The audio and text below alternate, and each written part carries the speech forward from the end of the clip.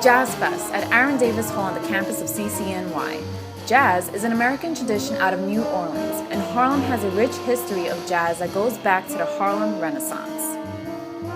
But if you look around today, fewer and fewer jazz venues remain. Today's economy is certainly a factor, but jazz's popularity has declined since the days of Duke Ellington and Lil Hart Armstrong.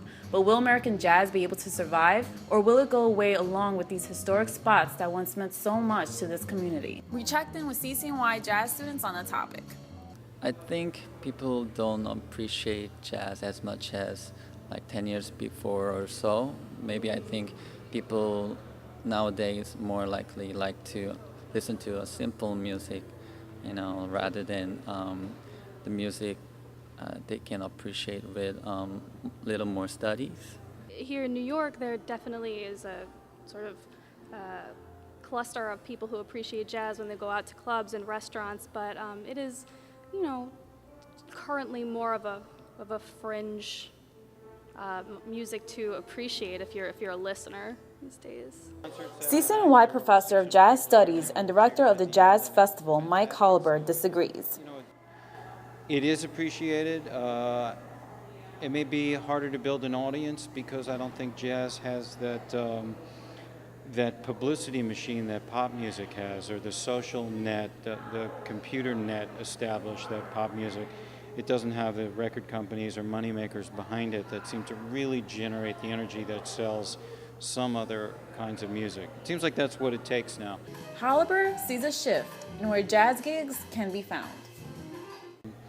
I spent a lot of time in Europe, and the work there is very good. Audiences are bigger.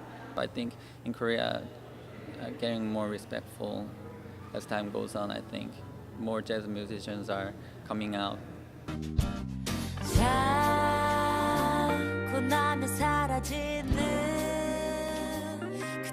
South Korean pop singer Lee Hyori rewrites the rules on how jazz music can sound. She incorporates jazz with hip-hop, defining a new trend. Her recent single, Miss Korea, has gone straight to #1 in Korean pop charts, transcending the sound of jazz.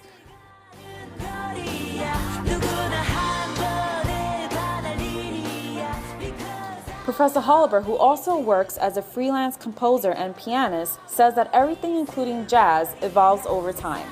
And he is optimistic about the future of jazz in America. Well, I played a concert Saturday night, and there were over 600 people there, and they were all cheering at the end, and it was fantastic. He encourages his students to have patience and dedication with their dreams as jazz musicians. Because there's a lot of different ways that you can work as a musician once you get out of school. Not everybody ends up being a jazz star, but there's so many different places to work, a teacher at so many different levels, all the way down to like elementary school, which a lot of my friends had taught. The future of jazz in America can be debated in many ways. Despite these challenges, CCNY's jazz program continues to persevere in educating those interested in music. Jasmine Yevas at Aaron Davis Hall on the campus of CCNY.